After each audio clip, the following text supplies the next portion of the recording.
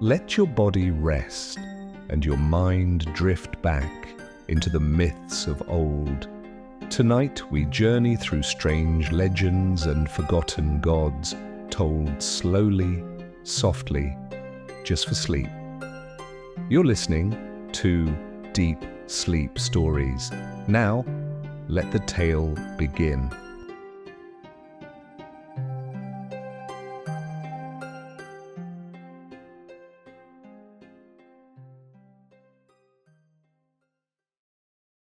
You're sitting in a rickety carriage that's been bouncing along a dusty road since dawn. The air is hot, like melt your corset kind of hot, and not a single breeze has dared to stir. You're Clytemnestra, Queen of Mycenae, but you wouldn't know it from the sweat sticking your gown to the seat. Beside you, your daughter Iphigenia fiddles with her hair, clearly more concerned about her wedding look than the relentless heat. And across from you, Queen Tired herself, your mother, dozes with the elegance of a wilted curtain. This isn't a leisure trip, oh no, it's a royal summons, a you better not be late situation sent from your husband, King Agamemnon, who decided that the best place to get hitched is at the windless military port of Aulis. Romantic, not exactly. Strategic, definitely. The Greeks are gearing up to sail for Troy, and nothing says pre-war bonding like a political marriage. Iphigenia, bless her naive little heart, thinks she's going to a wedding.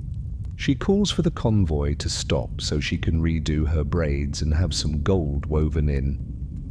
Must look perfect for the groom, she chirps. You force a smile, trying not to show the pit forming in your stomach, because deep down you know something's off. This isn't just a wedding.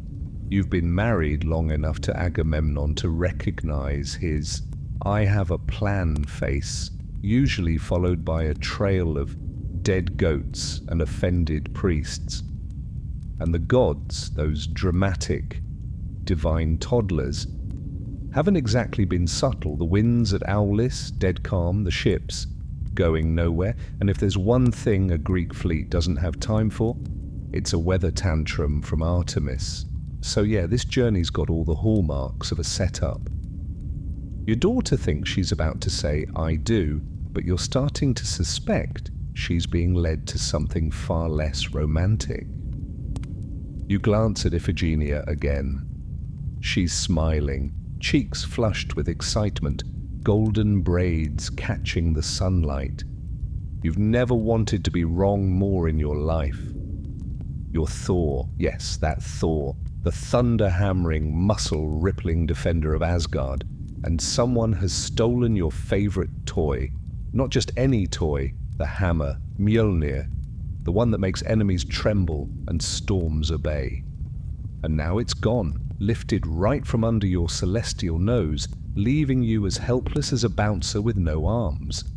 Naturally, you suspect the usual suspects, the giants, big, cranky, mountain-dwelling types who think personal boundaries are optional. Sure enough, the culprit is Thrym, king of the frost giants, who, with the subtlety of a raccoon in a china shop, sends word, "I'll give your hammer back, but only if you hand over Freya as my bride." Freya hears this and laughs so hard her golden necklace nearly flies off. "Absolutely not," she says. "I will not be traded like a goatskin at market." Now Thor's stuck. No hammer, no hope, and no goddess willing to marry a frost ogre. Enter Loki, Asgard's patron saint of bad ideas, who says, "Okay, hear me out. You dress up as Freya." Cue thunderous silence. Thor blinks. What? But the gods are desperate, and Mjolnir isn't going to fetch itself. So Thor shaves his legs, dons a bridal gown that squeaks at the seams, and lets Loki, dressed as the world's snarkiest bridesmaid, guide him to the land of the giants. It's not dignity, it's strategy. At the wedding feast, things are tense. Thor, trying to suppress his manly appetite, ends up downing an entire ox, 8 salmon, and 3 barrels of mead. Thrym raises an eyebrow. Loki, quick on the draw, explains, Freya's just very hungry, excited for the wedding, you know. Then comes the moment, the ceremony. Thrym places the hammer in the bride's lap, symbol of union, symbol of surrender. And that's when Thor throws off his veil, grabs Mjolnir, and goes full thunder mode. The room erupts into chaos. The giants don't even get a chance to scream before the god of storms turns their wedding into a massacre. It's less happily ever after, more no one makes it to dessert. Thor returns home with his hammer and his manhood restored. Masculinity crisis averted, Asgard safe again. But here's the kicker, under all the thunder and bloodshed, this tale is more than slapstick gender hijinks. Thor, the loudest god in the realm, spends the whole plan silent, because to pass as a woman in Norse society, he had to give up his voice. That's how the culture saw women, quiet, veiled, objects of exchange in the great marriage-bartering bazaar of alliances and power. So yes, Thor won, but the disguise, the silence, the very need to play a bride, all of it is a twisted reflection of a society where women's power was whispered and bartered, not roared and wielded. You're standing by the shore, eyes fixed on a sea that refuses to move. The sails hang limp, the waves whisper nothing, and in the distance 1,000 men wait to be unleashed, but the gods have turned their backs. You are Iphigenia, dressed in finery, every braid placed just so, waiting not just for a groom, but for your future to begin. Achilles enters, and he looks like everything a myth should be, tall, golden, touched by divinity. He smiles and your heart stutters. This is the man your father promised, the mighty warrior, the demigod. You bow, you speak. But then his face creases in confusion. Wedding, he says. What wedding? The words shatter everything. Your hands tremble. Your voice catches. Your father, King Agamemnon, has lied. Lied to Achilles, lied to you. The betrothal, the journey, the waiting, none of it was real. And suddenly, you understand. You weren't brought to Aulis to be a bride. You were brought as an offering, a gift to the gods, a wind barter. You flee before the sob can catch in your throat, past the guards, past your mother's tight-lipped silence. Rage blooms beneath your ribs, but you hold it in, because in stories like these, tears are expected, but surrender, never. And while your heart fractures, the sea remains silent. Now cross the waves to another coast, wild and weathered Cornwall. Here cliffs break like frozen waves and myths cling to the rock like seaweed. This is where another love story unfolds, not gentle, not clean, but carved out of longing and fate. Tristan, a knight of chivalry and charm, is tasked with escorting the Irish princess Isolde to her royal husband, King Mark. It's supposed to be political, peace in a bottle, a union of kingdoms sealed by marriage. But then someone hands them a cup, a love potion, bitter, binding, inescapable. They drink, and the world tilts. Desire roars in like a storm, and suddenly duty is a joke, loyalty a shadow. They fall helpless and burning into each other. And no, they didn't mean to, they didn't plan betrayal, but myths rarely care for intention. What matters is that they loved, and in loving, doomed themselves, because the potion, it's just a metaphor. It's that moment when logic evaporates, when love becomes a fever, when you say yes, knowing full well it leads to ruin, a divine excuse for human weakness. So while Iphigenia learns that love can be a lie, Isolde learns it can be a curse. And through it all, the myths whisper the same warning. Love is powerful, but it does not always protect you. You're standing in a hall lit by torchlight, dressed in silk that smells faintly of sea salt and sorrow, and your heart is caught in a love that should never have happened. You're Isolde, wife to King Mark of Cornwall, a man old enough to be kind and young enough to still be hurt.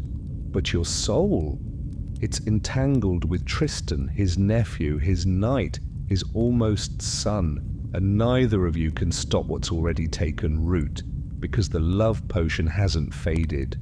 What began on a ship between two strangers, in a toast meant for peace, became a chain, sweet, golden, unbreakable. Now you all live in a triangle sharpened to a point. Tristan burns with desire but bows with guilt.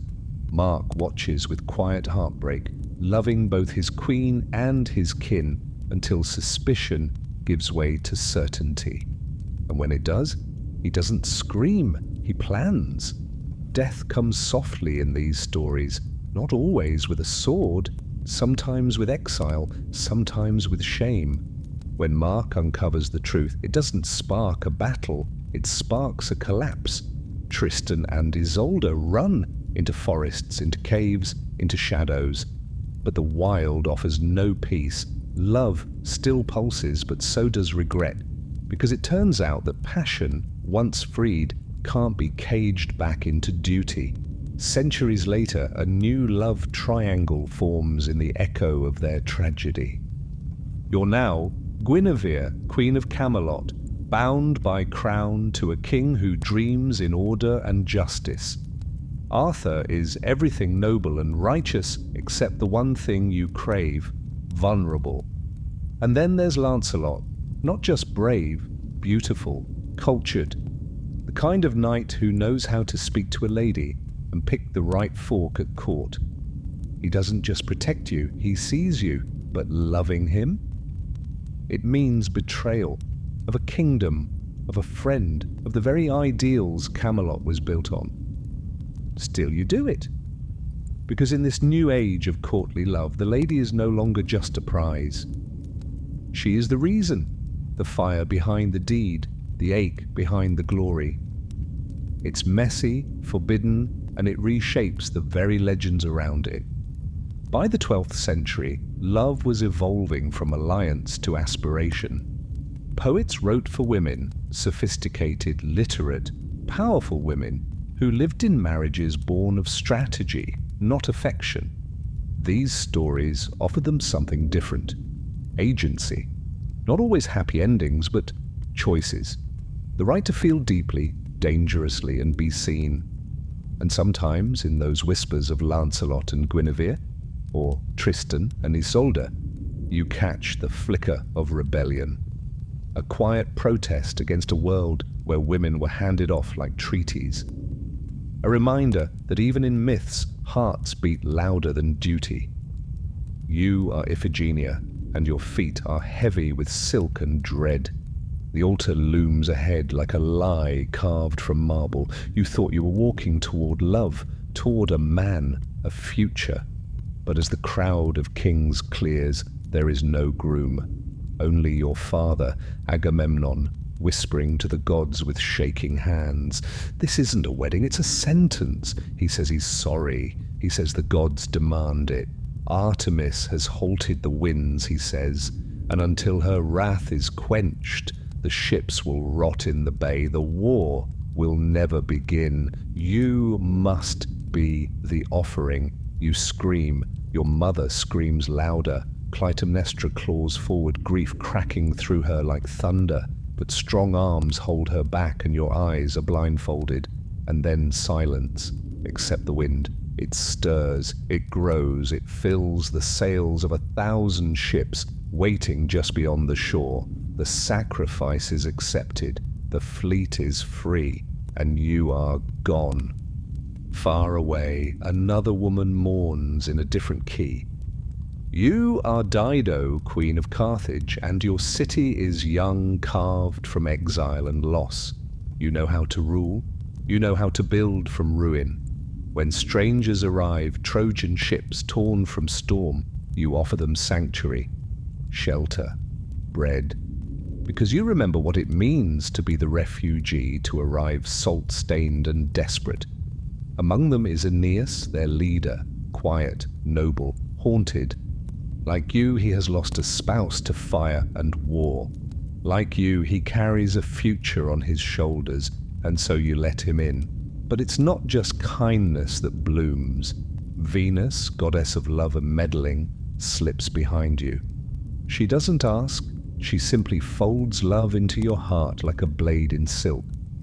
You burn before you even realize you've been set alight. You fall for Aeneas. Hard.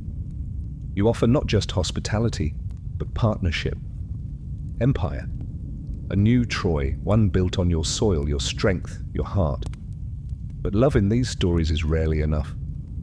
The gods pull Aeneas onward. He's not here to stay. He's here to found Rome, whether he wants to or not. Destiny doesn't compromise. So he leaves. No farewell, just sails in the dawn. And you, Dido, betrayed by heaven and heart alike, climb the pyre. These stories, their loves, their losses, aren't just personal. They ripple outward, cracking the foundations of nations. Iphigenia's death launches 1,000 ships, ignites a war, and sows the seeds of revenge that will haunt her family for generations.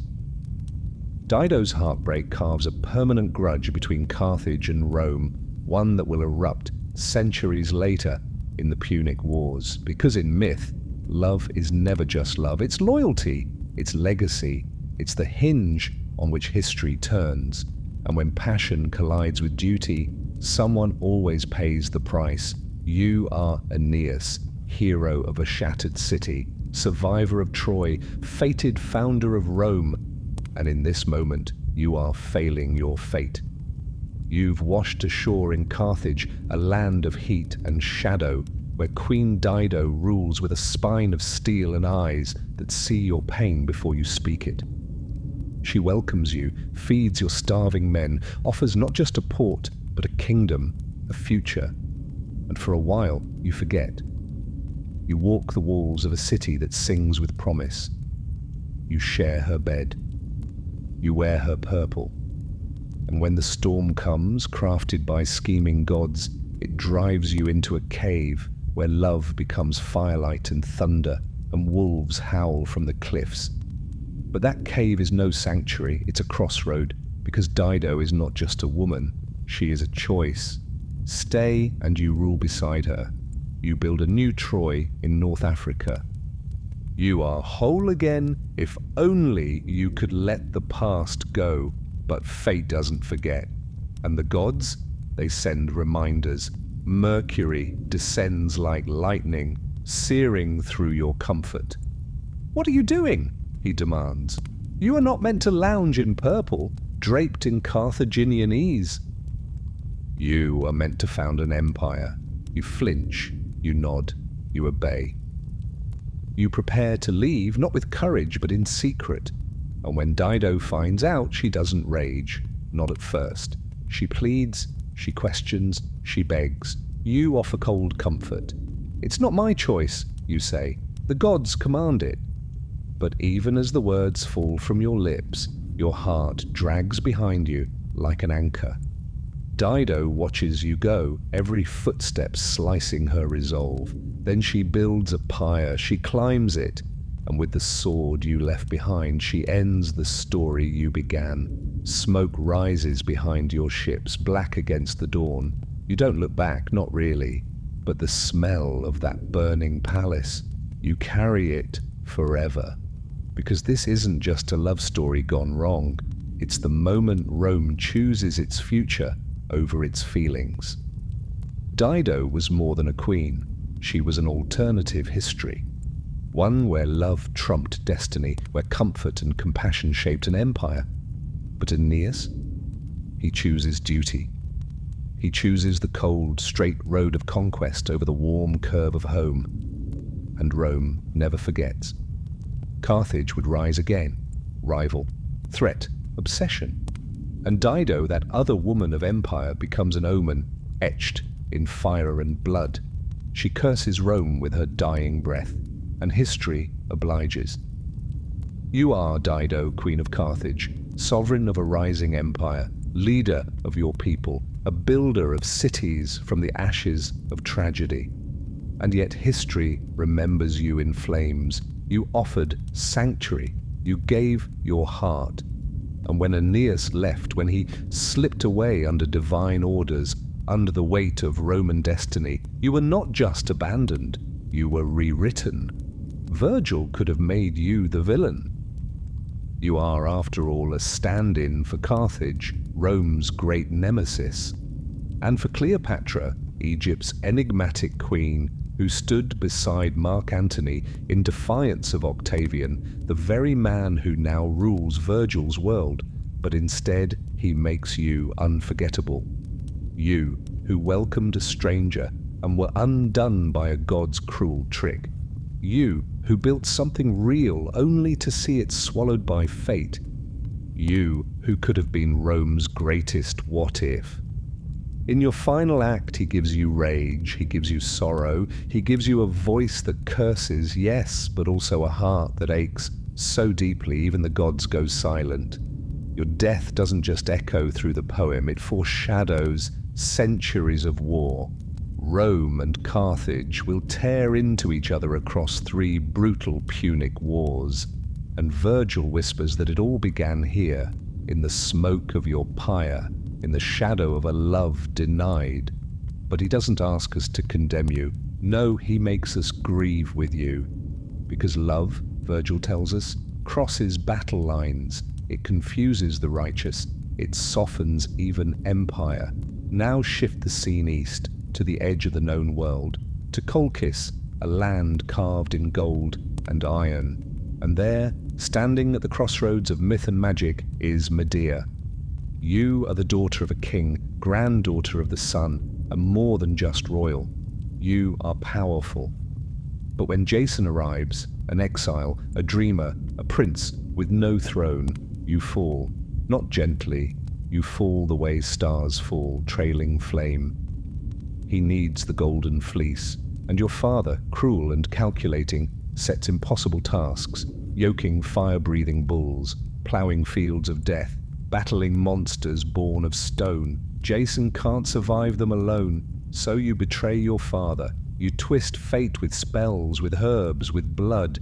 You give Jason the keys to the kingdom, your kingdom, and he takes them, takes you, takes everything. Medea, once a lovesick maiden, will become something else, but that transformation, the fury, the infamy, comes later. For now, you're just a girl who gave everything to love, and that was enough to change the world. You are Medea, daughter of kings, granddaughter of the sun, witch of Colchis, and you have already given everything. For Jason, you conjured miracles. Fire-breathing bulls bowed to your will. A field sown with dragons' teeth sprouted warriors, and you taught him how to defeat them all. You sang dragons to sleep. You tore your family apart. You turned your back on your homeland, and he took it all. Your spells, your loyalty, your heart. He promised you a life, so you gave him sons. Together you wandered the world, exiles, fugitives, legends, until you reached Corinth, and there he betrayed you.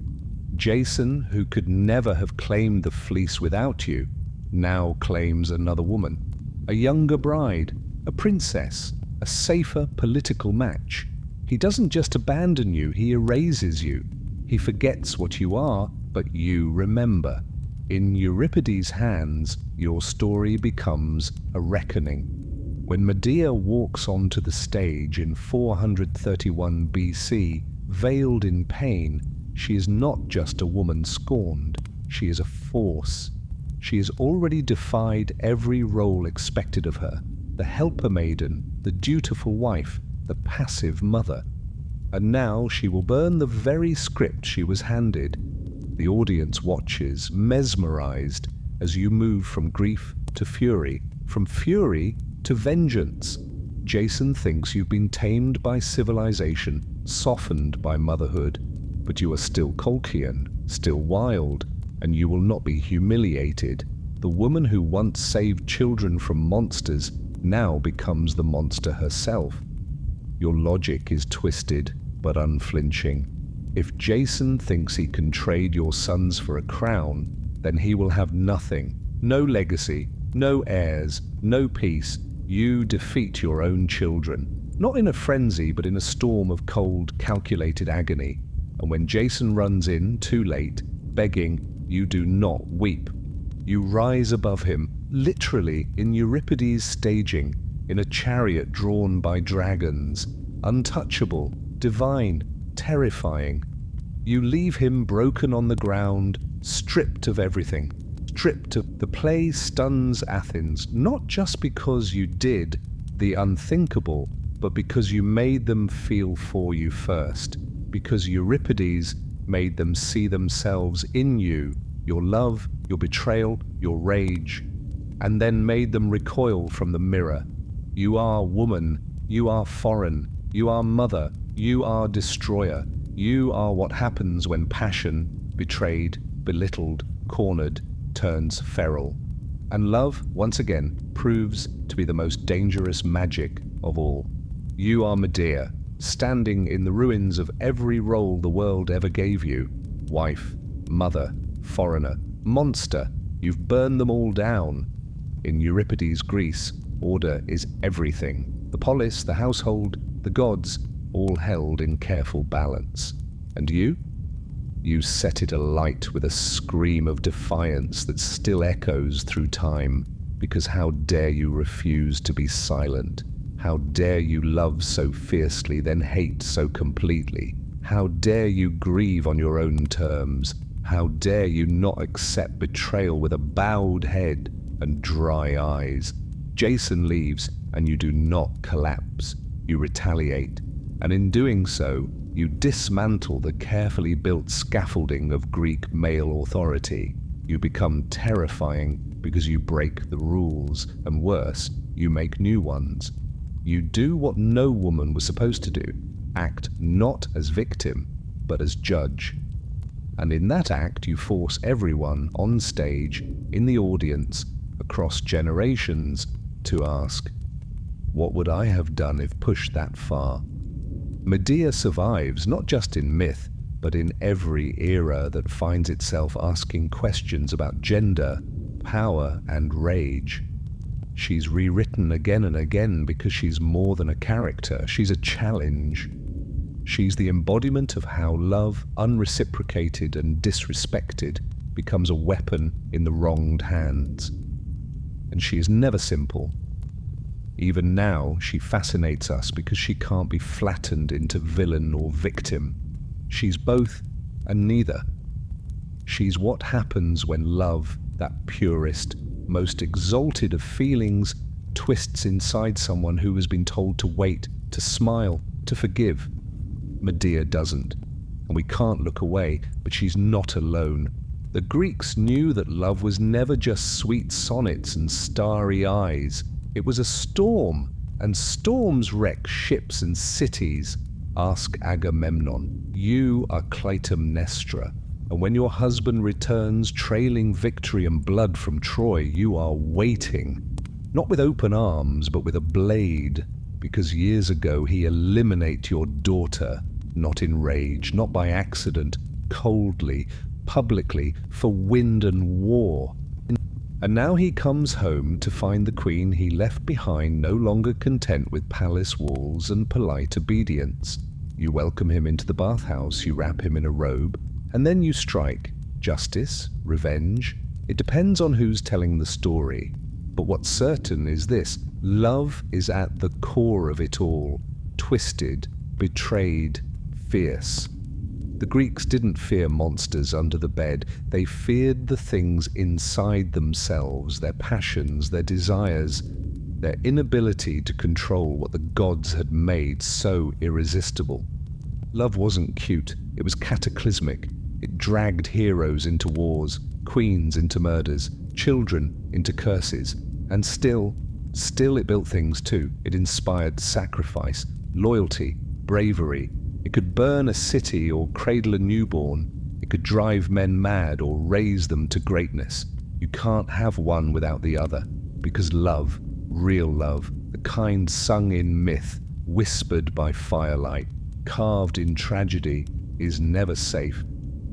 It is powerful, it is painful, and it endures. You are not just living in a city, you are part of it. Part of its grain markets, its winding streets, its whispers in the taverns. You are a citizen of Hamelin, a town swelling with trade and noise and grain dust. And lately, with rats. They're everywhere. In the mills, in the granaries, in the kitchens, scratching, squeaking, nibbling away at the very thing that made Hamelin rich. The rats aren't just vermin, they're an infestation of anxiety, a physical reminder that order can break down, that prosperity, once tasted, can be taken away. So when a stranger arrives, bright coat, sharp smile, a tune on his lips, and promises to clear the rats away for a fee, the town breathes again. You cheer as he pipes them into the river. You celebrate when the last whisker disappears under the current, but then you cheat him. You refuse the payment. Say the job was too easy, the reward too high, and the piper's smile fades. Then he plays again. This time, not for rats, but for children. They follow him, enchanted, up hills, through woods, into a mountain that swallows them whole. They never return. This is the story of Hamelin, but also of warning, of broken contracts and retribution. A tale that holds a town accountable, not just for injustice, but for its arrogance. A myth born not of fantasy, but perhaps of memory. Because behind the music and mystery there are echoes of real fears. War, disease, displacement. Something happened in Hamelin, and instead of records, they left a story. Because stories are where we wrestle with things too big for words. They're how we shape the chaos into something meaningful. Take Prince Roswell, a young man with a conscience in a kingdom ruled by cold law. He frees the unjustly imprisoned, but pays the price. Banished, exiled, not for a crime, but for kindness. The message? Doing the right thing doesn't always mean safety, but it does mean something. Even in loss, Roswell becomes more than a prince. He becomes legend. These tales are not random. They rise from the soil of real fears, real hopes. The agricultural revolution gave us cities, but with cities came inequality, hunger, rules. And so we told stories of heroes who challenged kings, of queens who raged against betrayal, of gods who demanded too much. Because when the world spins too fast, when the natural disasters strike, when the wars never end, when leaders falter, we gather around the fire and say, "Let me tell you something." We tell of monsters, of love, of betrayal, but mostly we tell of choices, and what it means to be human in a world that often forgets how hard that is. You're not just a townsperson in medieval Hamelin. You're part of a tight, clattering engine that's beginning to look suspiciously like a city. Not a full-fledged metropolis yet, but close. Gone are the days when a castle and a handful of mud huts counted as a community. Here, you've got cobbled streets, tax records, and a brewing sense of civic identity. You're not a peasant working some baron's fields anymore. You're a burgher, a card-carrying member of the bourgeoisie, the sort of person who might actually own a key to something important. Power doesn't sit in a lord's gaudy banquet hall here. It huddles in guild halls, ink-stained charters, and the rhythmic clink of coins in merchant pouches. But ask anyone across Europe what Hamelin's known for, and they won't mention trade routes or town charters. They'll whisper about rats, or rather the song that took them away, and then took something much worse. It starts innocently enough. prosperity, happy people, pretty grey stone houses. But then comes the scratching, the chewing, a swarm of black fur and sharp teeth that doesn't just nibble on grain, it devours joy. You try everything. Cats, traps, poison. Nothing works. It's like the town is under siege, but the invaders wear fur and squeak. Then he arrives, the piper, no name, no backstory, just colourfully dressed and eerily calm. Says he'll rid the town of rats for a price. You agree, of course you do. And just like that, he plays a tune, and the rats follow him like groupies at a lute concert. Into the river they go, every last one. But when he comes back for his payment, the town hesitates. Maybe you feel betrayed, maybe you think he tricked you. Either way, you don't pay. And he leaves, not in anger, but with a silence that sticks to your skin like damp wool. Days later, his tune returns. But this time it's not rats that follow, it's your children. One by one they leave their toys, their breakfast, their homes. They march, silent and smiling, after that haunting melody, into the mountains, and vanish. No one speaks. No one knows where they went. But the silence left behind, that never goes away. Now here's where the real history creeps in. A local chronicle from 1384 marks the loss of Hamelin's children 100 years earlier. A real date carved into memory. Something happened. Something big enough to lodge itself in legend. But what? Some say it was disease, a plague that didn't just defeat bodies, but families. Others whisper about madness, like the dancing plagues that struck cities where people twirled themselves into collapse. But there's another theory, quieter, sadder: migration. Recruiters crisscrossed Central Europe in the late 13th century, promising fertile land in the east to those willing to start over. Whole villages left, sometimes guided by agents hired by landlords. Maybe Hamelin's children weren't children at all, just the town's young, its future, walking toward opportunity. The tale was passed down, reshaped, softened. The rats were a later invention, so was the bargain. By the 1800s, the Brothers Grimm caught wind of it and gave it their signature eerie polish. But under the fairy tale dust there's a kernel of truth, loss, pride, regret. A town that once thrived, now haunted by the absence of its own beating heart. Not just a story, a memory, one that still echoes in the mountains. So you're sitting there, maybe by a fire, maybe just leaning against a tree stump after a long day in the fields, and someone starts to tell the tale. You already know the one. It begins with a whistle, a flick of a cloak, a trail of children, and a tune that echoes into nothingness. But this version hits different because this time there's a little lame boy, or a blind one, the child who can't keep up, who stumbles just before the mountain door seals shut, left behind, forgotten but spared. It's the kind of twist that makes your throat catch because society's changed and now it cares more. It looks back and asks, what about the weakest, the quietest?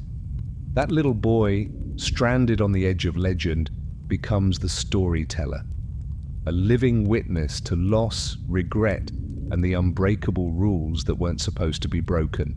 See, this version of the Pied Piper story isn't just a creepy fairy tale anymore. It's a mirror. Hamelin didn't lose its children to war or disease or some tragic accident. No, it lost them because it cheated, because it promised a payment and then decided actually no. The Piper didn't curse the town out of nowhere. He responded, he warned, and when ignored, he acted. That's the power of myth in hard times. It tells you there are rules, even in chaos. Pay your debts, keep your word, or the music comes for what you love, and yet not every lawbreaker is a villain. Enter stage left, Prince Roswell, the golden boy, off into exile, clutching his princely dreams and a handful of regret. Loyal steward at his side until the stream, the blow, the betrayal. Just like that, the prince is stripped of his name, his coin, his title, left to rot. And who rides away in his silks? The man who poured his wine, who bowed low but dreamed high. But don't get too comfortable blaming him, because right behind that tale another creeps in, the good thief, the outlaw who picks the lock not out of greed, but out of principle. Maybe he steals bread because the king taxed the village dry. Maybe he breaks into the castle not to plunder, but to free someone chained. He doesn't follow your laws, he follows better ones, the ones that say justice matters more than paperwork. And there, deep in the English woods, you hear the laughter, the twang of a bowstring, a flash of green, Robin Hood. He's not a prince in disguise, not a fallen knight. At the beginning he's just a man, a yeoman, a working-class hero before that was a thing, smarter than the bean counters, quicker than the guards. He's what you whisper about when the taxman knocks on your door.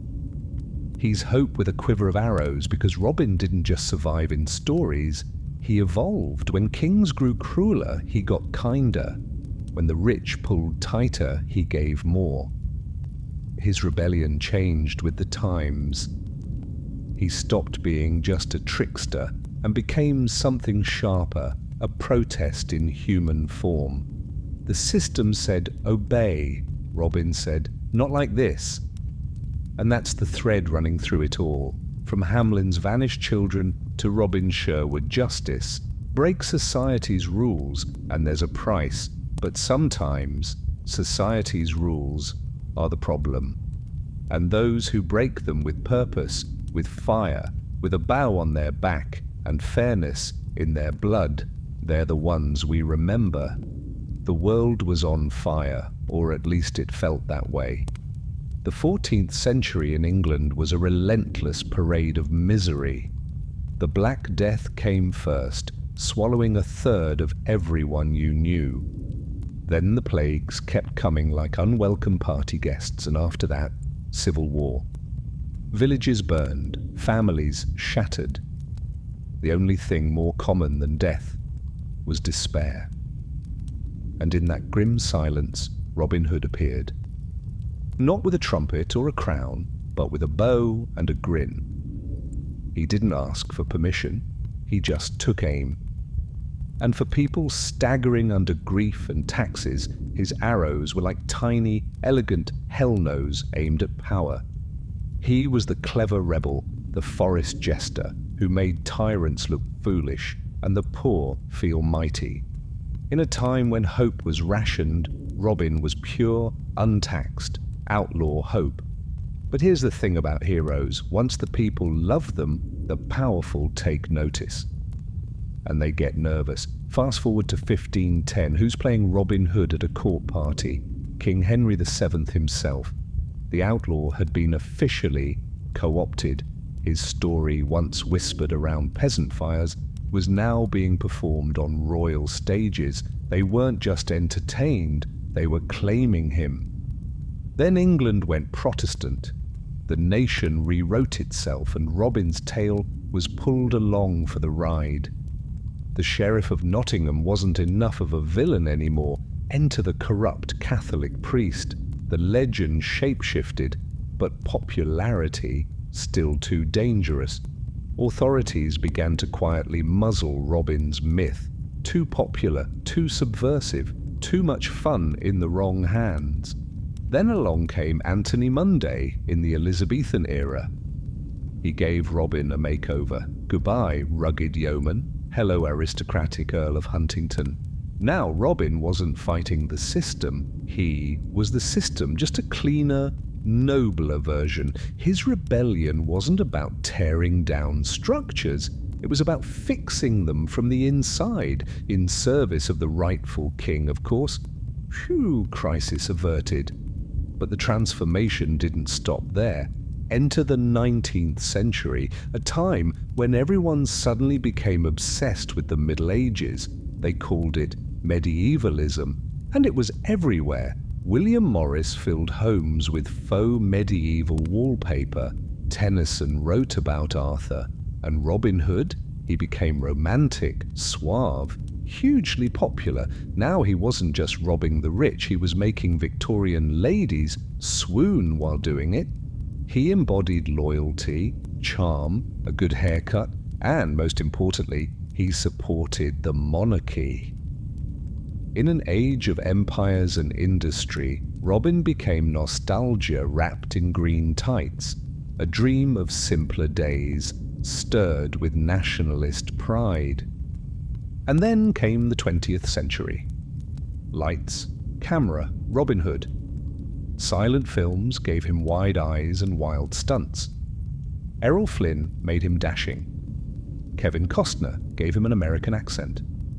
Every version reflecting the fears and dreams of the moment. In the 20s, he stood for isolationism.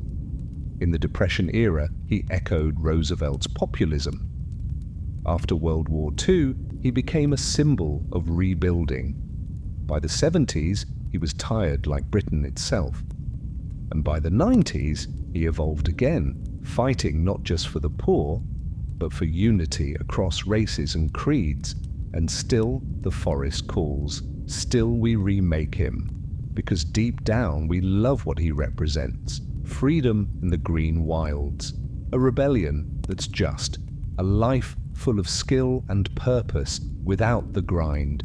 He's the outlaw with a moral compass, the trickster with a cause, the rogue with roots tangled in the very soil of our imagination.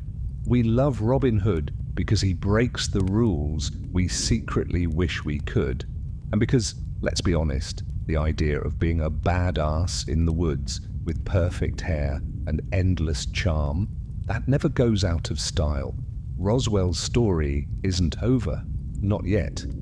Weeks of wandering had worn him thin, his boots ragged, his hope threadbare. But then he saw it, rising from the horizon like a promise, a city of stone and sunlight. Its walls were tall and sure, its towers caught the sun like beacons. The streets bustled, the markets hummed, and Roswell, weary and heart-wrung, stood in awe. He'd stumbled into a kingdom that sparkled with the possibility of something better. But the true marvel wasn't the city, it was her. She stood in the palace yard like a dream, grace wrapped in silk, a voice like bells. Roswell felt his heart leap, the way hearts always do when they forget to be cautious. He stepped forward, stammered something polite, something hopeful. But before it could become anything real, a voice cut the air like a whip. "Princess Lillian, come at once!" She turned, obedient, distant now, the title in her name like a stone dropped into Roswell's chest. A passerby sneered, "She's not for the likes of you. Betrothed to a prince she is."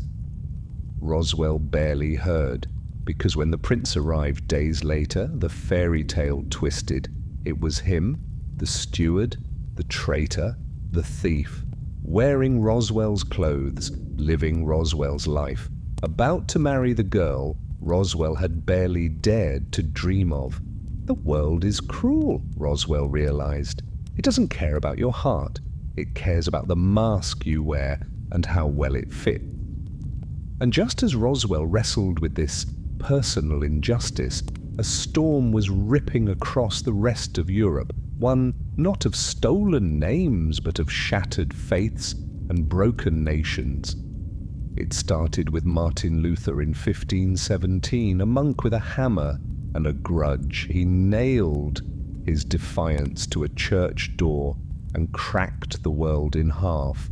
The Reformation exploded. Suddenly there weren't just Christians, there were Protestants, there were Catholics, there were neighbors eyeing each other like strangers, families torn down the middle, nations bleeding from both sides, and then came the firestorm. The 30 Years' War. It started small, just one little fight over one little throne in one little kingdom, but like sparks in a dry forest it spread. Kingdoms chose sides, armies grew like weeds, and Europe burned. Germany bore the brunt, and Bamberg, quiet, devout Bamberg, was caught in the fire. Tucked between two rivers, it had always been proud, always pious. Its cathedral cast long shadows over cobbled streets. But now that church, that faith, that identity, it wasn't protection, it was provocation. The war rolled through like thunder, and suddenly survival meant nothing more than being on the right side, even if the sides kept shifting. The nightmare wasn't a soldier at your door, it was any soldier, because none of them cared who you were, Catholic, Protestant, loyal, innocent. It didn't matter. They came, they took, they defeat. Sometimes they left you alive just to see you break. Roswell's pain was personal. His name, his love, his dignity. But Bamberg's agony was generational. A city, a people, twisted into something unrecognizable, and no one could stop it. Not priests, not princes, not even princesses. Because when faith turns into fire, the world doesn't burn clean, it burns deep. Bamberg in the early 1600s was exactly what you'd picture when you think of old-school, deeply Bavarian Catholicism. Rosy-cheeked processions, Latin hymns echoing off stone chapels, incense thick in the air. The town was devout, structured, predictable. It was ruled not just by nobility, but by a prince-bishop, a man who wore both a mitre and a crown. Religion wasn't just faith here, it was law, politics, and identity. Then came 1623. Enter Johann Georg von Dornheim. A Jesuit with a steel spine and zero chill, von Dornheim saw the spread of Protestantism like a spreading wildfire, one that could only be quenched by fire of his own. He didn't just oppose Protestants, he hunted them.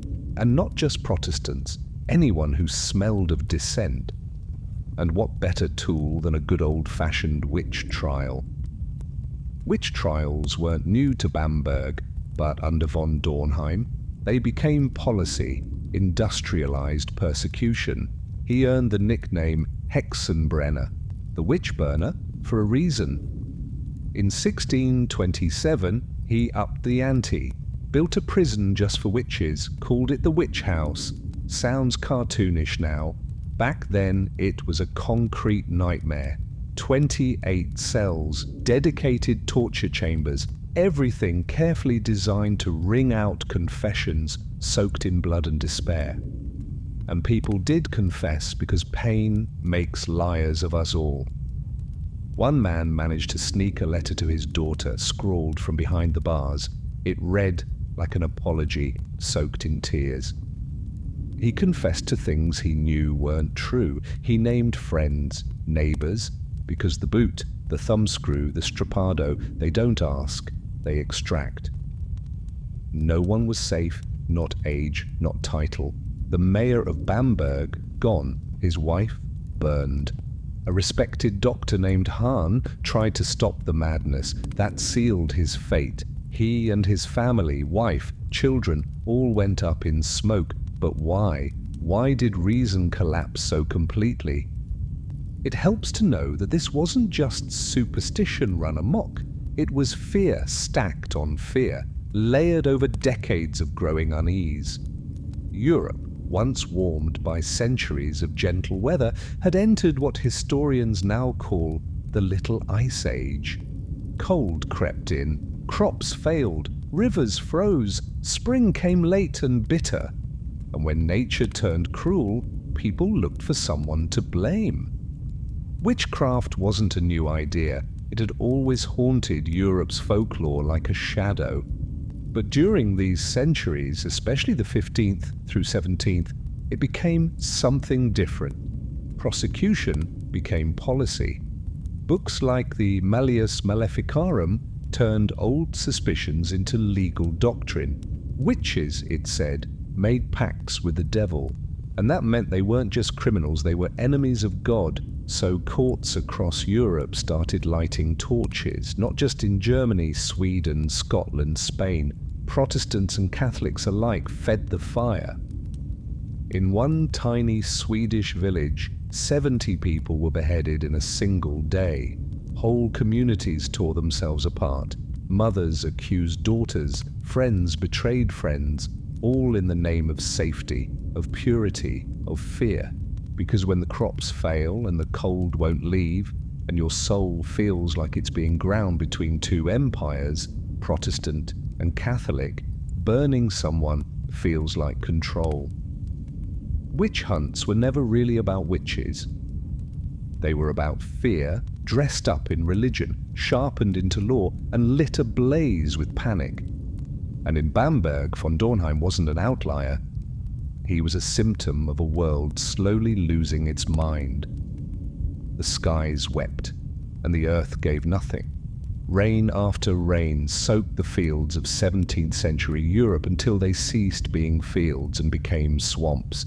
Crops withered, bread vanished, and hunger gripped villages in cold, clawed hands. There were no soup kitchens, no social safety nets, just hunger and fear. And the worst part, this wasn't a one-time disaster. The seasons betrayed their own rhythm again, and again, and again. People could forgive nature once, maybe even twice. But after a few years of famine, frost, and rot, something inside broke. Because surely this couldn't be natural. Not this much misfortune. Not for this long. That's the thing about people. We want explanations. Cosmic ones, if possible. Something must be wrong. And when the wind howls too long and the ground gives nothing in return, the human heart doesn't look inward. It looks sideways. "It's not random," it whispers. "Someone is causing this." And that whisper becomes a scream. And the scream becomes a fire. And before long you've got witch trials, like the ones in Bamberg. It all unraveled in the witch house, 28 cells thick with horror. Confessions clawed out of people under screws and straps and splintered bones. The people of Bamberg turned on each other like animals in a cage. Friends became informants. Families collapsed into silence. And the bishop, the infamous von Dornheim, called it purification. It wasn't mercy that ended the madness, it was war. In 1632, the Swedish king Gustavus Adolphus swept into Germany, Protestant banners snapping in the wind. As his army neared Bamberg, the prince-bishop dropped everything and ran. The trials stopped, the prisoners were released, but they were told, "Don't talk about what happened, ever." And so the silence began again, but now it was filled with ghosts. The Bamberg witch hunts weren't just hysteria. They were a warning. They were a case study in how a society can devour itself when fear and hunger get too loud and no one dares call the madness what it is. A reminder that the real evil isn't in a witch's spell. It's in what we do to each other when the world stops making sense. And centuries later, Britain faced a new kind of chaos. No plagues this time, no demons, at least not the kind from pulpits, just smoke, iron, and progress. The Industrial Revolution rolled across the island like a mechanical tide. Railways tore through green hills, chimneys clawed at the sky, steel screamed, and soot settled like a second skin on everything. Old ways of life? Gone. The shepherd became a factory hand. The farmer's son punched a time card. Villages became towns. Towns became machines. Yes, wealth grew. Lives lengthened. But so did the workdays. Sirens wailed at dawn. People stumbled home at dusk with smoke in their lungs and calluses in their souls. The countryside was no longer a place of stories. It was a place of engines. and when people couldn't recognize their world anymore, they started making up new stories just to cope. Enter 1837. Autumn. The air thick with fog and fear. Something prowled the villages south of London, not a man, not quite an animal. First, they said it was a bull or a bear, something huge, white, strange. Then it got closer, changed shape, grew claws, grew a legend. It wore armor, they said, leapt over walls, attacked women in the dead of night. The monster had a name now. And soon, everyone would know it. The victor rode straight past the herald, ignored the trumpets, and pulled up his horse directly before the royal box. His armor glinted like a challenge, his posture unbending. The crowd quieted, sensing something off script. Princess Lillian blinked, leaning forward, and then with one swift, dramatic motion, the knight unlatched his helmet. Gasps rippled through the stands. It was Roswell, gaunt from exile, but eyes burning bright. He looked up at Lillian, not as a broken man, but as himself, as truth wrapped in steel. Her breath caught, and the steward, the false prince, shifted uncomfortably at her side. Justice wasn't in the hands of courts that day. It rode on a saddle, and every heartbeat in the arena pounded like a drum roll. Meanwhile, in the real-world streets of London, another figure, far less noble but equally unforgettable, was leaping from rooftops and slashing through the fog. Spring-heeled Jack.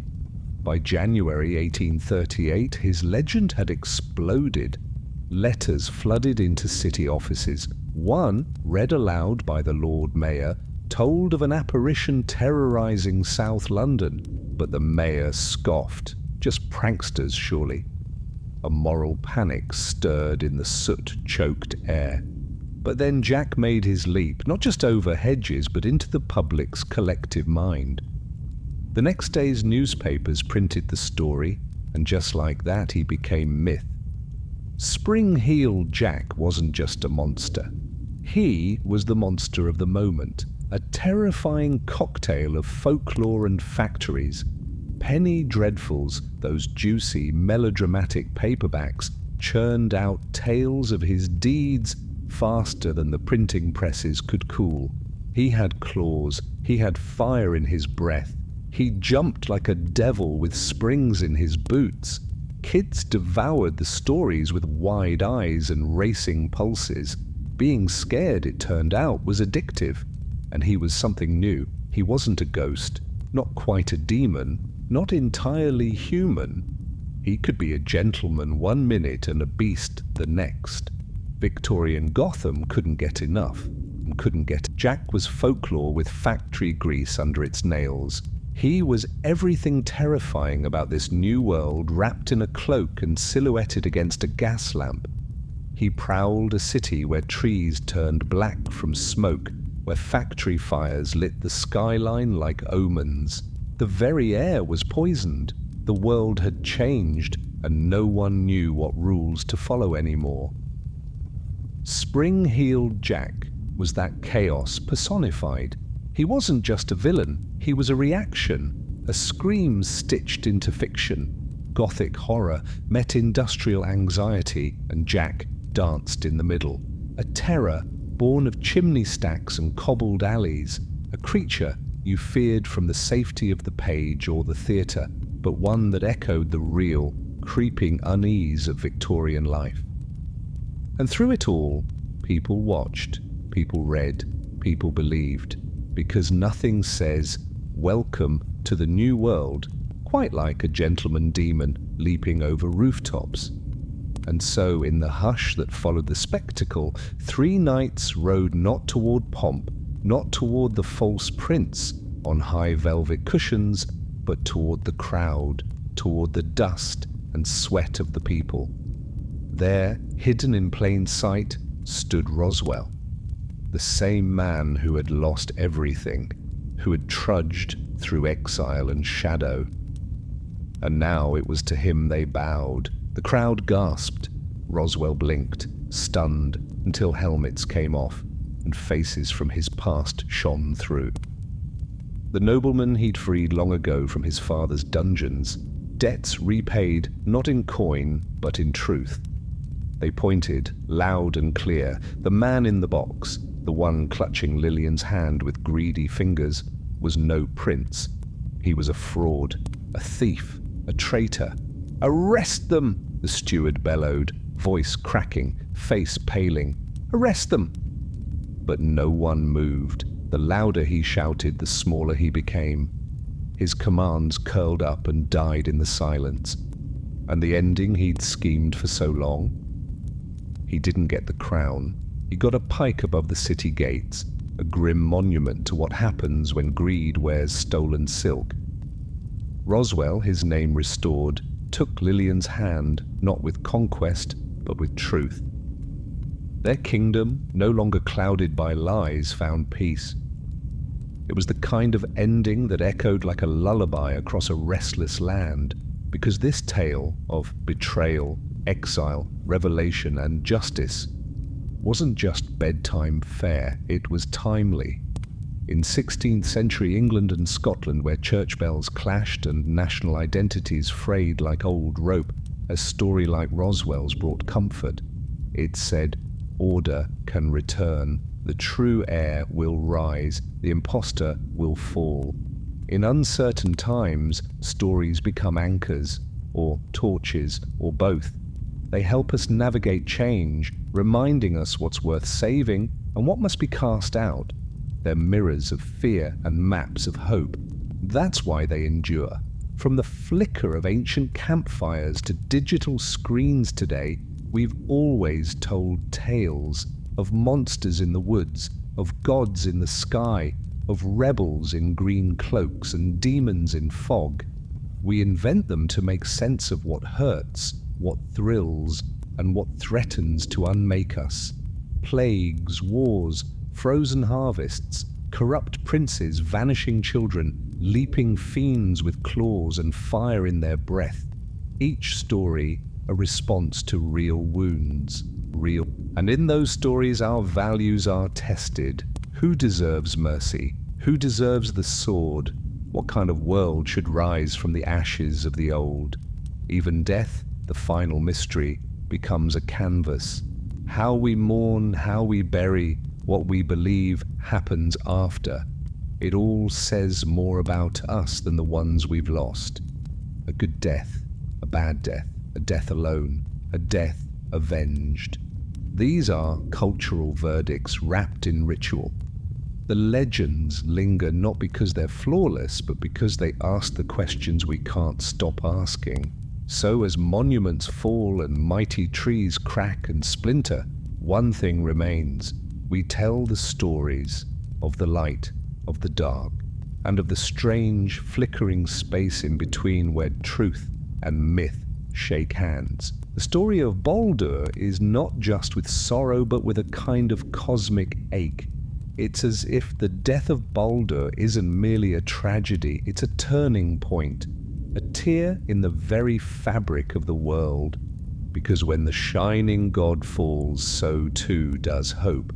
Frigg weeps, Odin broods, and the gods, stunned into silence, can do nothing but stare at the empty space where Baldur once stood, radiant, untouchable, and now still. Snorri Sturluson, that Icelandic jack of all trades, lawyer, politician, poet, was the one who shaped this myth into the form we know today. He gathered it all together, inked it down during a time when Christianity had already arrived, and reshaped the spiritual skyline. Yet within his words, you still feel the pulse of the old world, the raw, frost-edged longing of a culture staring Ragnarok in the face. Because Baldur's death wasn't just the loss of a god, it was the beginning of the end. The Viking cosmos wasn't tidy. Their afterlife wasn't a single shining realm. If you died bravely, sword in hand, you might earn a seat in Valhalla. But most trudged toward a different place, colder, darker. Down a mist-drenched valley worn smooth by the shuffle of countless souls lay a land of gloom. The underworld, not a place of punishment, just absence, stillness, fog and memory. Even Baldur, golden and pure, ended up there. The land of the dead did not care for reputation. It welcomed even the best of them. And what does that say about Norse belief, about the people who carved their gods in storm and fire? It says they understood that even the brightest light casts a shadow, that the world, no matter how mighty or magical, will break, and it's how you face that breaking that defines you. Ragnarok wasn't just the end, it was the test. The gods knew their doom and still chose to stand. Death, in this mythic world, was not something to be avoided, it was something to meet. Like the mother huddling with her child in a collapsed village, like the warrior riding into fire with a broken shield, like every soul who's ever stared into the storm and whispered, "Not yet." In these stories of resurrection, in these dreams of judgment and end times, each society tells on itself. What do they fear? What do they hope for? What do they believe must come next? Because in death, as in myth, the final chapter isn't just about endings, it's about what we choose to remember and what we dare to believe will rise from the ashes, be buried. Polynices, though Antigone's own brother, was declared a rebel, a threat to the city, a corpse unworthy of the grave. "Let the dogs and vultures have him," the king said. "Let his body rot in the dust as a warning." But Antigone? Antigone had other plans. You see, she wasn't just mourning, she was defying. To her, the laws of gods ran deeper than the laws of kings. A soul left unburied couldn't cross the river into the Greek afterlife. It would wander, restless, a shadow. And to Antigone that was the true treason, denying a soul its peace. So she buried him, in secret, in silence, a handful of dust, a sacred act. And when the king found out, she didn't deny it. She stood tall and said, "I did what was right." In the Greek underworld, justice is a grey thing. Heroes end up in the same dark halls as the cowards, but dignity, that's carved in memory. And Antigone, brave, stubborn, unyielding, became a monument to that. Now, back in the north, where snow falls heavy and the wind howls with teeth, the gods were preparing for their own end. Ragnarok. It wasn't just a war, it was the war. Monsters rising, giants marching, Loki unchained, the sky cracking like old bone. And Odin, he didn't flinch. He summoned the Einherjar, the fallen warriors of Valhalla. Not ghosts, not echoes, soldiers gleaming and solid, risen from centuries of feast and memory, stepping out of the golden thatch halls to fight one last time. The world would burn, yes, but not alone. This, in its way, mirrors another transformation, a mythic stitching of two belief systems. Snorri, writing in his Christianized Iceland, didn't erase the old stories, he didn't smother them beneath sermons, he blended them. In his hands, Baldur becomes more than just a warrior. He becomes luminous, gentle, almost saintly. He dies not because of wrath or hubris, but because of betrayal. And then he returns, resurrected. Loki, meanwhile, grows sharper, more devilish, more like the Christian adversary, the whisperer, the destroyer, the architect of grief. This isn't just storytelling, it's cultural alchemy. Pagan myth, Christian echo, gods who fight knowing they will fall, a sun who dies yet rises, a hall of warriors waiting for the call. Because what these stories truly offer, whether set under olive trees or northern lights, is a reckoning with death, with legacy, with what comes next.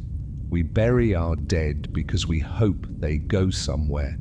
We mourn our heroes because they remind us of what we could be. And in the darkest tales we find the brightest truths, that defiance can be sacred, that endings are never just endings, and that somewhere, in some golden hall beyond the end of days, someone is still waiting to rise, or she could honor the blood tie, the sacred duty, and risk everything. She chose the dust, she chose the gods.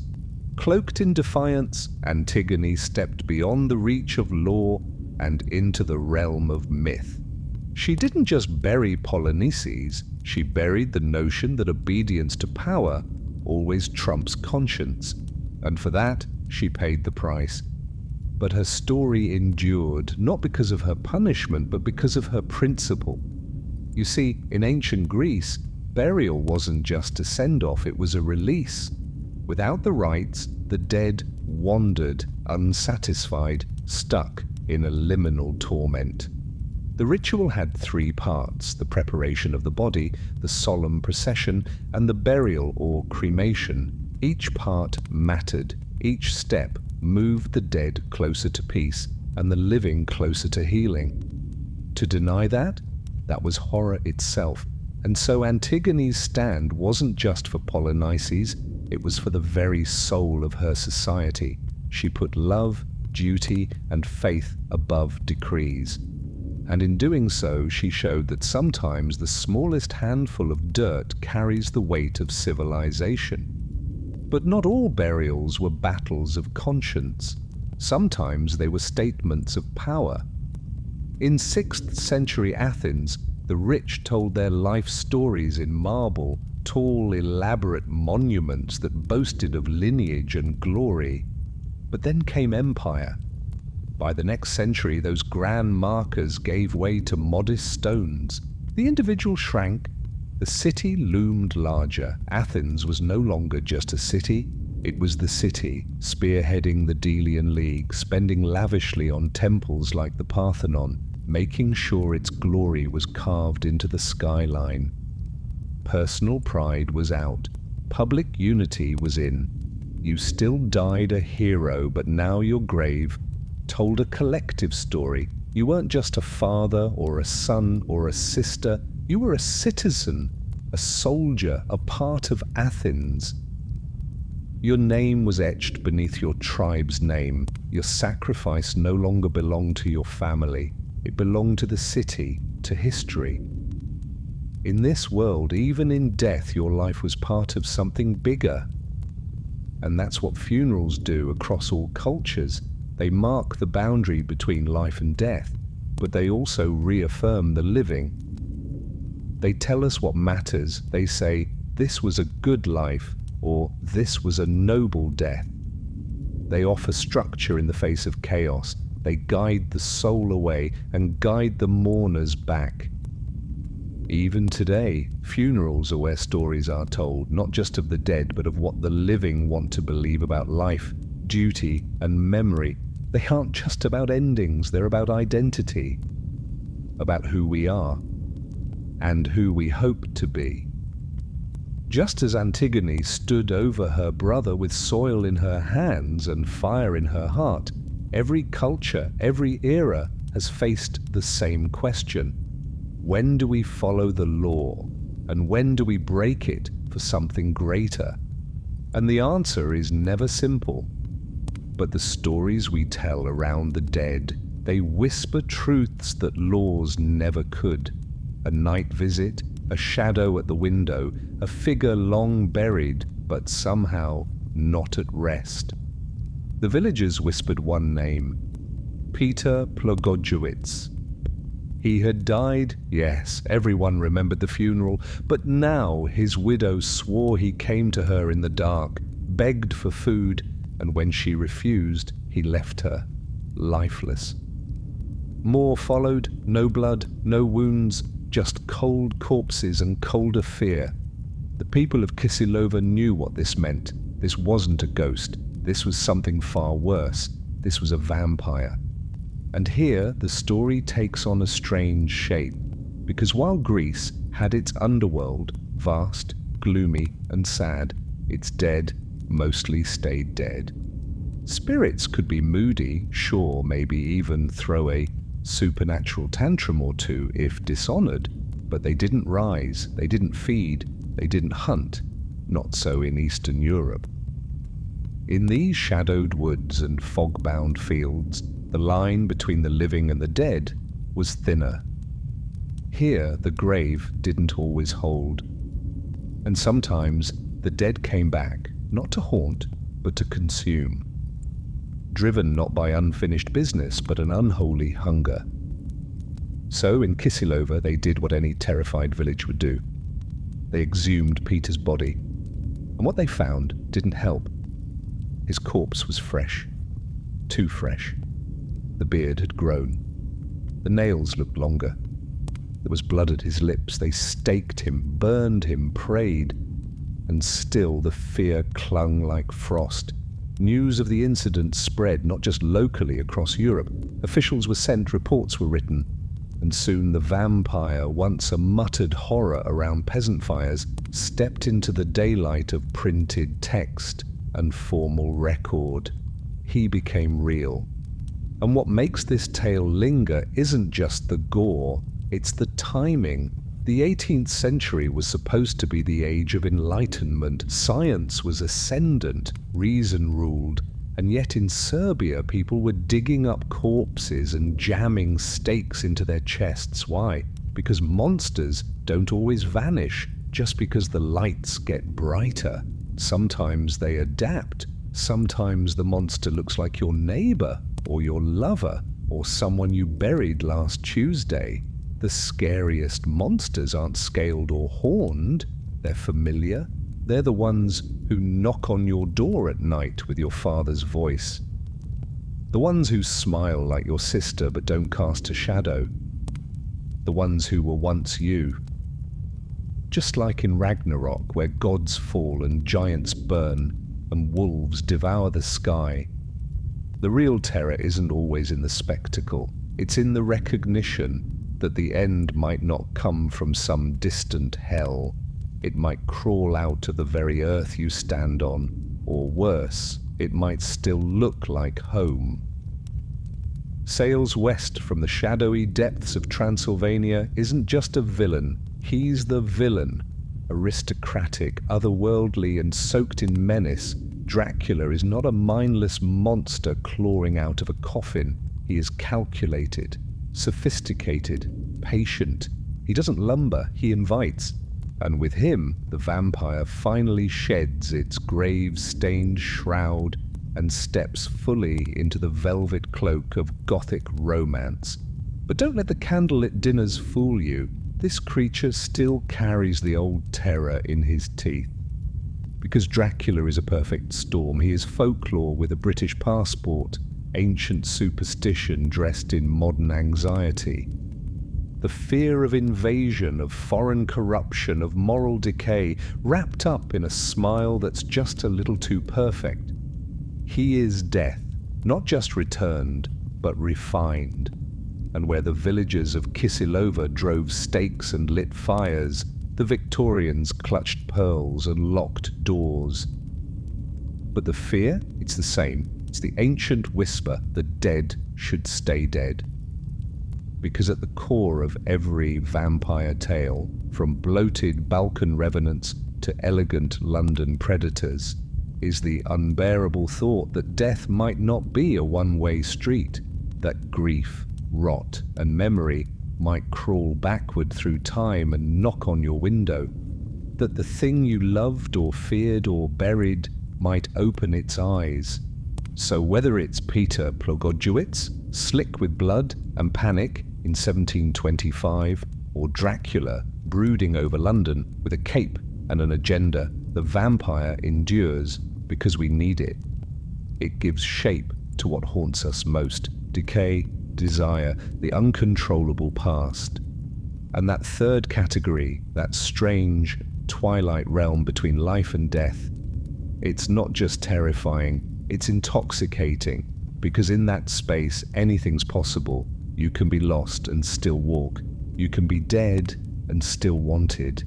You can be cursed, yes, but also free. So light your torches, lock your doors, but leave the curtains cracked, because the vampire isn't gone, he's just watching, waiting, and smiling from the shadows. Was that he was returning Rome to its moral roots, piety, humility, devotion to the gods and to family. Ovid, however, never just echoed state propaganda. He twisted it, laced it with charm and irony, and gave old myths new flavors. And so he told the tale of Baucis and Philemon, not as a grand epic, but as a quiet miracle. No sword fights, no monster slaying, just a humble home, a warm fire, and two hearts full of kindness. When Jupiter and Mercury, gods disguised as beggars, were turned away by every proud house in the village, it wasn't wealth or rank that moved them. It was a couple who had nothing to spare and offered everything anyway.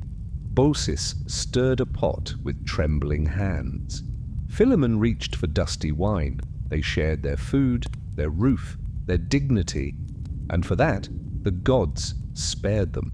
The rest of the village swept away in a flood, just like Noah's world, or Deucalions in Greek myth, or Utnapishtims in the epic of Gilgamesh. The same water over and over again, drowning corruption, cleansing the earth, a divine reset button. But Baucis and Philemon weren't just saved, they were transformed. Their cottage became a temple, their love a legend. And when they grew old together, they didn't fear death, they simply asked to go together. The gods obliged. As they embraced, bark grew around them, limbs became branches. Two trees stood where once there were two lovers, forever rooted side by side. It's a myth stitched with gentleness, in contrast to the storms of Ragnarok or the bloodthirst of vampires. But like those tales, it survives for a reason. Because it answers the same old question in a new way. When the flood comes, who gets saved? In Ovid's telling, it's not the strong or the loud or the rich, it's the kind, the quiet. The ones who light a fire for strangers, who give without expecting, who honor the sacred in the simple. Whether it's Dracula slipping into the heart of empire, or Antigone standing over a brother's body, or the gods falling at the end of days, these stories all revolve around one truth: the world ends. Often. But what you do in the moments before, that's what becomes legend. North, whether whispered beside Roman hearths or shouted into the storm winds of Ragnarok, the stories endure, not because they are logical, but because they are felt. Baucis and Philemon, bent and breathless atop a mountain, watching the sea swallow everything they once knew, aren't just a quaint moral. They're an emotional compass. Their love, their simplicity, their unwavering kindness in the face of nothing to gain reminds us that meaning isn't found in marble tombs or conquering empires. It's in the hand you reach for when everything else is gone. And when they asked, not for youth, nor riches, nor vengeance, but simply to remain together, that was their miracle. Not the temple, not the flood, but the together, rooted in earth, tangled in love, trees now, yes, but alive, still reaching for one another across every gust of time. And so myth closes the circle. In the ash of drowned cities, in the silence after God's fall, there is always a seed. And from that seed, new life, new stories. The Norse knew it. After fire and flood, a green shoot breaks the soil. The Greeks knew it, that proper rites open the doors to peace. And the Romans told it too. Hospitality repays itself 1,000-fold, not in gold, but in transformation. These myths aren't meant to make sense by clock and compass. They're emotional maps, routes through grief, through love, through power, fear, desire. They name what we often cannot, the aching need to belong, the instinct to protect. the hunger for meaning after loss. They're not history, they're not science, they are what remains after the flood, and we retell them not to explain the world but to survive it, to feel it, to shape it. Because in the end, whether beneath Greek pillars or Norse thunderclouds, the stories we pass on don't just tell us who we were, they dare to imagine who we could be. And so the questions echo through temples and tundra, through plague-haunted villages and starlit mead halls. From the dark woods of England to the distant mountains of the East, human voices have risen century after century to ask the same aching things. Who are we? Where have we come from? Why is the world the way it is? And what waits for us beyond? These are not modern questions. They are forever questions, cropped into runes, whispered by dying embers, carved into bone and bark and myth. They form the drumbeat behind every tale we've ever told, from gods who fall to strangers who are gods, to the monster at the window, to the tree that still grows, entwined with love. Myths don't give final answers. They offer something better. Mirrors. They show us ourselves, our fear, our longing, our foolishness, our bravery.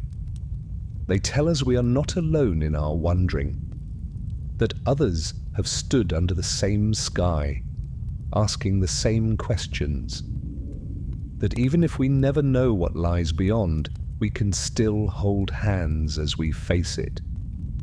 And that perhaps is the most human story of all stories.